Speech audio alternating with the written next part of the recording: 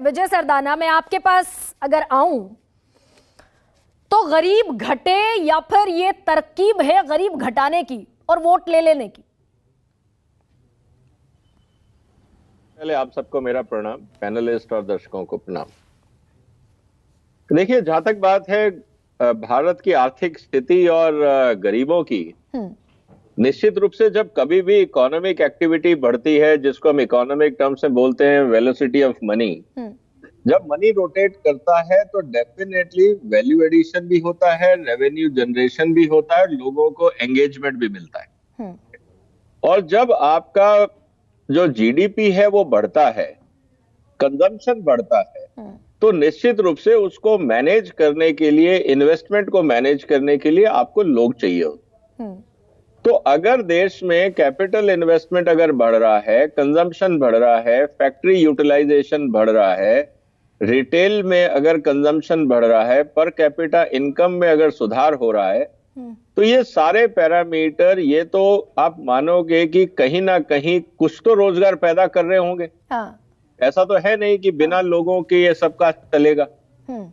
तो डेफिनेटली बेरोजगारी में कमी आई है। अब कितनी आई है वो एक डिबेट का मुद्दा हो सकता है। क्या वो एज पर एक्सपेक्टेशन है, कम है, ज्यादा है, हम इसको अलग अलग एंगल से डिबेट कर सकते हैं। नहीं, लेकिन विजय जी, मैं ये पूछूं अगर आपसे, मेरी समझ थोड़ी और बेहतर होगी कि अगर गरीब घट गए और सिर्फ 15 करोड़ गरीब रह गए, तो फिर आरबीआई, ये जो डेटा जारी करता है देश का सबसे बड़ा बैंक, कि पिछले 50 साल में आम आदमी के पास इस समय हाउस होल्ड सेविंग सबसे कम है, गर्त में है हाउस होल्ड सेविंग, लोगों की जेब में पैसा है नहीं। सवाल बहुत इंपॉर्टेंट है। सिर्फ 15 करोड़ गरीब रह गए हैं, इस आंकड़े को कैसे कैलकुलेट किया?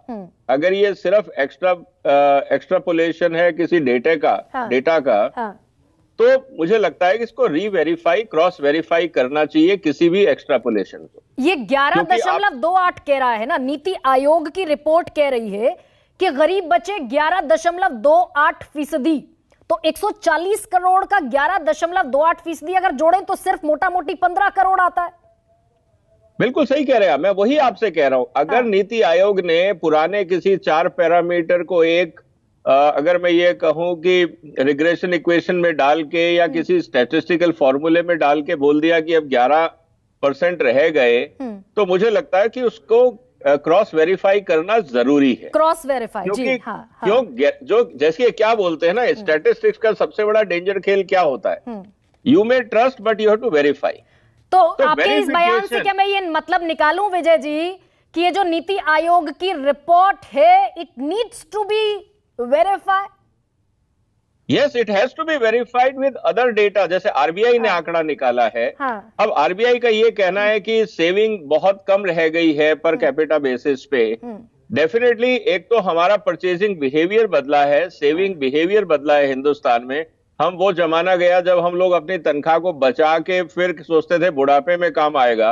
आज का युवा सोचता है कि यार जो मिल रहा है खा लो, बाद में किसने देखा, किसको क्या करना, जब होगा तब देखी जाएगी। विजय सरदाना, मैं छोटा सा इंटरवीन कर रही हूं आपको और वापस लौटूंगी इसी सवाल पर, क्योंकि जिस पॉइंट पर आपने छोड़ा कि नीति आयोग की रिपोर्ट जिसके मुताबिक 9 साल में 25 करोड़ लोग गरीबी से बाहर आए, it needs to be verified, it needs to be cross checked.